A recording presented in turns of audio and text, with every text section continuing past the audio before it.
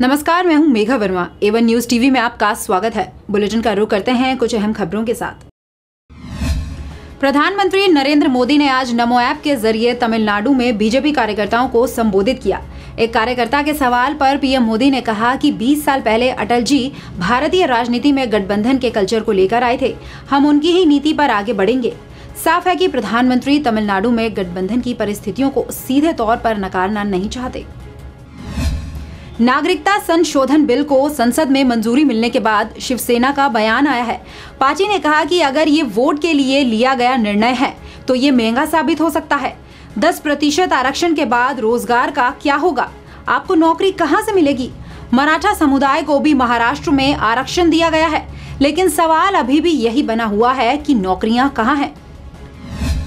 सामान्य वर्ग के आर्थिक रूप से कमजोर लोगों को शिक्षा और रोजगार में 10% आरक्षण देने वाले बिल को कल संसद में मंजूरी मिल गई। इस पर पीएम मोदी ने ट्वीट करते हुए कहा, राज्यसभा में आरक्षण संशोधन विधेयक पास होने पर प्रसन्नता हुई। इस बिल से कमजोर वर्ग को फायदा होगा। संविधान बनाने वालों को श्रद्धांजलि देता हूँ और अब इसे राष्ट्रपति के पास भेजा जाएगा। राष्ट्रपति के हस्ताक्षर के बाद ये कानून बन जाएगा। आगरा में रैली कर रहे यूपी के उप मुख्यमंत्री दिनेश शर्मा का विवादित बयान सामने आया है।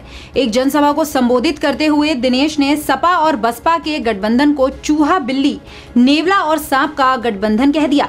बाद में उन्होंने कहा, मैं किसी की तुलना किसी जानवर से नहीं कर रहा हूँ, लेकिन हिंदुस्तान में बीजेपी और मोदी जी के काम की बाढ़ आई हुई है, इसलिए ये सब एक हो गए हैं। राम जन्मभूमि बाबरी मस्जिद का मामला एक बार फिर से सुप्रीम कोर्ट ने आगे बढ़ा दिया। आज मामले की सुनवाई के बाद इसे 29 जनवरी तक के लिए टाल दिया गया। मुस्लिम पक्ष के वकील राजीव धवन ने जस्टिस यूयू ललित के बेंच में होने पर सवाल उठाया, तो वहीं हिंदू महासभा के वकीलों का भी कहना है कि इस मसले से जुड़े अनुवाद की भी जांच होनी चाहिए और 29 जनवरी तक इस मसले पर नई बेंच का गठन किया जाए। कांग्रेस अध्यक्ष राहुल गांधी का रक्षा मंत्री निर्मला सीतारमण को लेकर दिया गया बयान अब उनकी मुश्किलें बढ़ा सकता है। आपको बता दें, राहुल ने एक रैली में आरोप लगाया था कि राफेल के मुद्दे पर पीएम मोदी भाग रहे हैं और बचाव के लिए संसद में एक महिला को आगे कर दिया, जिसको लेकर राष्ट्रीय महिला आयोग ने राहुल को नोटिस भेज दिया। आज सुप्रीम कोर्ट में राम मंदिर मुद्दे की सुनवाई टलने पर बीएचपी के कार्यकारी अध्यक्ष आलोक कुमार ने कहा कि जस्टिस ललित को इस बेंच से हटाया नहीं गया, उन्होंने खुद को अलग किया है। इसमें कोई मुसलमान जज होता तो हमें कोई दिक्कत नहीं है, लेकिन देश में धर्म के आधार पर जज की नियुक्ति की बात नहीं करनी चाहिए। 10 जनवरी के बाद 29 जनवरी की तारीख दी गई है, उसने हमें निराश किया है। भारतीय सेना के अध्यक्ष जनरल बिपिन रावत ने जम्मू कश्मीर में घुसपैठ के मामले में बड़ा बयान दिया है। रावत ने कहा कि भारत का पड़ोसी मुल्क पाकिस्तान हमेशा से ही घुसपैठियों का समर्थन करता है।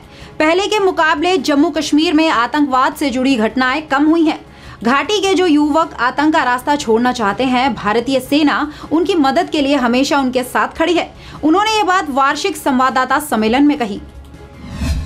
अयोध्या मामले पर सुनवाई टलने पर कांग्रेस नेता प्रमोद तिवारी ने अपनी प्रतिक्रिया दी है। उन्होंने कहा है कि कोर्ट की प्रक्रिया में वक्त लगता है। इस पर बीजेपी से जुड़े संगठन उन्माद फैलाते हैं।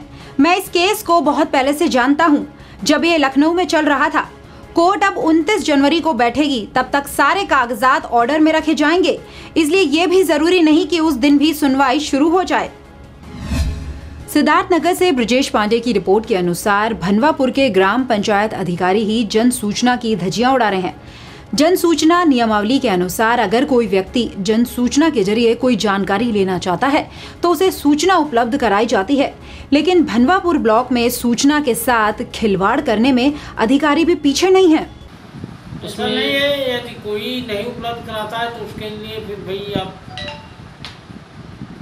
जन सूचना की जो अदालत है, आप वहाँ 30 दिन के बाद वहाँ जाके उनकी शिकायत करेंगे तो आपको हर हालत में सूचना वहाँ देंगे। जो समय से सूचना नहीं देगा उसके ऊपर 25,000 पेनाल्टी भी लगाई जाती है। तो सर ब्लॉक स्तरीय कार्रवाई उस पर क्या होता है? ब्लॉक से जो संबंधित जिससे सूचना मांगा जाता है उसको दिया जाता है कि आप फला को तत्काल 30 दिन के अंदर इनको सूचना उपलब्ध है। संजय राठौर के मुताबिक उत्तर प्रदेश सरकार में गन्ना मंत्री सुरेश राणा गोला में एक कार्यक्रम में भाग लेने पहुंचे। इस दौरान समाजवादी पार्टी के कार्यकर्ताओं ने किसानों की समस्या को लेकर मंत्री सुरेश राणा को ज्ञापन देना चाहा, लेकिन पुलिस से नोकझोंक के बाद वो ऐसा नहीं कर सके और इसके बाद गन्ना मंत्री ने खुद अपनी गाड़ी से उतरकर उनसे ज्ञापन लिया। जब उत्तर प्रदेश में भारतीय जनता पार्टी की योगी सरकार आई थी तो उत्तर प्रदेश में गन्ना किसानों का 12, 13, 13, 14, 14, 15, 15, 16 का 4,500 करोड़ रुपए बकाया था। जी, मैं बधाई देना चाहता हूं उत्तर प्रदेश के मुख्यमंत्री आदरणीय योगी आदित्यनाथ जी को जी कि सरकार में आते ही उन्होंने पिछले 4 साल का बकाया 4,500 करोड़ों का गन्ना किसानों का भुगतान तुरंत अविलंब कराया। संजय राठौर के अनुसार लखीमपुर खीरी के गोला गोकर्णनाथ में भारतीय जीवन बीमा निगम के कर्मचारी भारत सरकार के विरोध में देशव्यापी हड़ताल पर बैठे। बीमा निगम के कर्मचारी चाहते हैं कि सरकार पुरानी पेंशन योजना लागू करे। इसके साथ ही चतुर्थ श्रेणी में जल्द भर्ती भी की जाए। धरने पर बैठे कर्मचारियों ने कहा, अगर भारत के किसानों को उचित दाम नहीं दिया गया तो काली पट्टी बांधकर विरोध और तेज कर दिया जाएगा। हड़ताल का हम भारत सरकार से अपील करते हैं कि हमारी पुरानी पेंशन योजना को बहाल किया जाए और नई भर्ती क्लास 3, क्लास 4 की जाए। किसानों को उचित मूल्य दिया जाए। इस बार में कितने दिन यहाँ पर बंद रहा ये? इस बार में हमारा 8 और 9 तारीख को हड़ताल, भारत देशव्यापी हड़ताल को हमने आह्वान किया है। भाई देवे, आपकी अगर सरकार ने नहीं मानी तो आगे क्या आप लोग करेंगे? आगे हम इसके हड़ताल पे फिर भी जाएंगे, आज नहीं तो कल। निजामुद्दीन राजन के मुताबिक पीलीभीत के माधो टांडा में बाइक सवारों की मौत से इलाके में हड़कंप मच गया। पुलिस की माने तो सड़क हादसे के कारण इनकी जान गई, लेकिन परिजनों का आरोप है कि इन्हें गोली मारी गई है।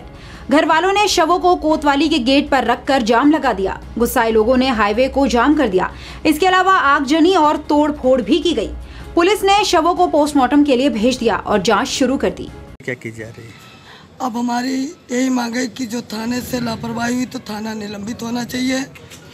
इसके बाद जो डॉक्टर सरकारी हॉस्पिटल में बैठा उसने इंसिडेंट बताया, उसने भी उसके भी खिलाफ कार्रवाई हम चाह रहे हैं। अच्छा, इसमें आरोपी कौन बताया जा रहा है? आरोपी हत्या हुई मुझे नहीं मालूम किसने की। किस जगह का मामला है? यह कहीं मंडी के पड़ोस का मामला। पूरनपुर। प्रथम निष्ठया जो 2 लोगों की मौत की बात आई है, प्रकाश में बेगनार गाड़ी से भिड़े हैं। इनका कहना है, इसके घर के लोग मरे हुए हैं, उनका कहना है कि उनको गोली मारी गई है। इन्होंने जो तहरीर दिया है उसके आधार पर पुलिस ने FIR पंजीकृत कर दिया है। इन्होंने 4 लोगों को नामजद किया है। गांव के प्रधानी की रंजिश को लेकर के और लाश को पंचायत नामा भर के पोस्टमार्टम के लिए भेज दिया गया है। डॉक्टरों के पैनल से पोस्टमार्टम कराया जाएगा, उसकी बाकायदा वीडियोग्राफी होगी और जब उसमें जो भी पोस्टमार्टम रिपोर्ट में आएगा। भटिंडा से दीपू शर्मा की रिपोर्ट के अनुसार स्पोर्ट्स मार्केट की कार पार्किंग में अवैध रूप से कब्जे की खबर मिली है। यहां पार्किंग में दुकानदारों ने गलत तरीके से कब्जा कर रखा है। इससे आम लोगों को काफी परेशानी झेलनी पड़ रही है। लोगों का कहना है कि शहर में कार पार्किंग की काफी दिक्कत है और इस मेन कार पार्किंग में दुकानदारों ने अपना कब्जा कर लिया है। इस वजह से बाजार में ट्रैफिक जाम भी हो जाता है। शिकायत करने पर भी नगर निगम के अधिकारी इनका कुछ नहीं कर सकते। ਜਿਹੜੀ ਪਾਰਕਿੰਗ ਹੈ ਅਸੀਂ ਲੋਕਾਂ ਦੀ ਸਹੂਲਤ ਲਈ ਛੱਡੀ ਹੁੰਦੀ ਹੈ। ਕਾਰਪੋਰੇਸ਼ਨ ਨੂੰ ਇਹ ਹੈ ਵੀ ਕਿਸੇ ਨੇ ਅਗਰ ਜੇ ਕੋਈ ਬਾਜ਼ਾਰ ਦੇ ਵਿੱਚ ਆ ਕੇ ਕੋਈ ਸਮਾਨ ਵਗੈਰਾ ਖਰੀਦਣਾ ਹੈ, ਸ਼ਾਪਿੰਗ ਵਗੈਰਾ ਕਰਨੀ ਹੈ ਤਾਂ ਕਿਤੇ ਨਾ ਕਿਤੇ ਗੱਡੀ ਖੜੀ ਕਰਨ ਵਾਸਤੇ ਜਗ੍ਹਾ ਹੋਣੀ ਚਾਹੀਦੀ ਹੈ।